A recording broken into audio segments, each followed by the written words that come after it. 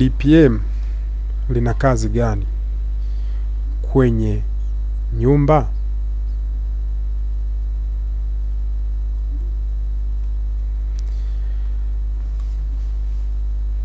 DPM inawekwa kabla ya kumwaga zege la jamvi, na matirio yake yanayotumika yapo ya aina mbili tu, na unaweza kutumia mmojawapo kati ya hayo.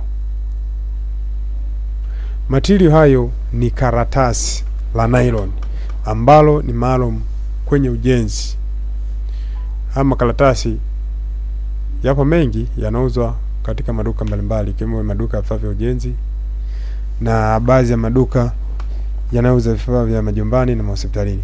Pia ikumbukwe, usije ukachanganya konola la hospitalini ukalipeleka kwenye ujenzi. La hospitalini ni laini na linalohusika na mambo ya ujenzi ni gumu kidogo. Kwa hiyo hapo makaratasi ambayo yanafanana muonekano, rangi na kila kitu ambao tunatumia kwenye ujenzi, lakini yenyewe ni magumu tofauti kidogo na yale ya hospitalini. Ya hospitalini ni membamba kidogo, wanatumia sana akina mama kwenye mambo yanahusika sana kwenye uzazi.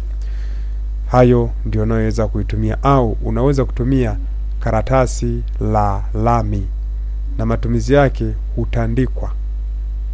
Hapa ninapozungumzia matumizi yake namaanisha karatasi lolote kati ya nylon au lami, matumizi yake ni yale yale ya aina moja, ila tu hata ukienda dukani bei yake ni tofauti kwa kiwango kikubwa sana.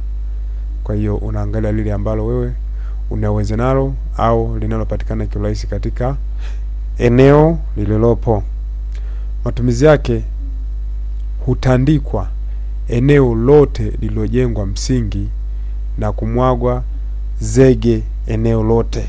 Msingi wako ukishakuwa umeshaujenga, umejaza kifusi, umepanga mawe, umejaza mchanga, unalitandika hilo karatasi na unahakikisha unaachanisha vinapishana.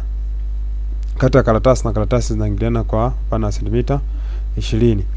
Hivyo ndivyo inayotakiwa, na baada ya hapo inamwagwa zege eneo lile lote. Kazi yake kubwa ya DPM ni kuzuia unyevu unaotoka ardhini na kupanda kuja juu ya sakafu, na unyevu huo husababisha nyumba kuwa ya baridi sana, na ubaridi huo unatoka kwenye sakafu. Hiyo ndiyo kazi yake kubwa. Kazi yake ya DPM ni kuzuia, unyevu unaopanda, unatoka ardhini unapanda kuja kwenye sakafu. Yaani ndio kazi yake, inadhibiti ule unyevu unaotoka ardhini na kupanda juu. Kwa hiyo usipoweka hilo, nyumba inakuwa ina ubaridi. Kwa hiyo ndio kazi yake kubwa. Kumbuka, nyumba bora hujengwa na fundi bora. Kwa elimu zaidi endelea kufuatilia YouTube hii ya Mjenzi wa Nyumba. Karibu sana na asante kwa kunisikiliza. Mungu akubariki.